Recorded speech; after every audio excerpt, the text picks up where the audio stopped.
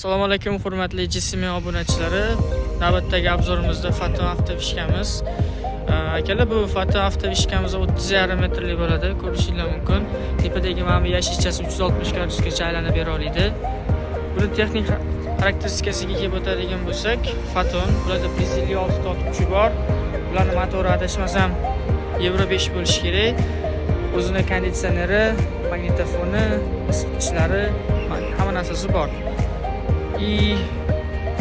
Bular 70 litrli dizel bakka ega 100 km ga o'rtacha 13 dan 16 tagacha rasxod qiladi. Harakatlangan vaqtda bu avtovishkasi ishlab turgan vaqtda esa 3 dan 6 tagacha rasxod qiladi.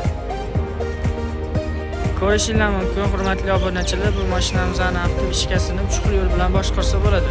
Birinchisi mana bu kabina ichidan xuddi GMC larga o'xshab, ikkinchisi mana bu yashichani ichida, uchinchisi narigi tarafida.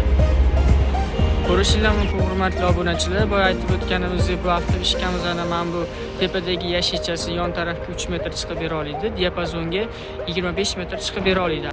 Mashinamizning salon qismiga keladigan bo'lsa, akalar, salon qismi juda ham keng qilib ishlangan, passajirning 3 ta odam uchun mo'ljallangan.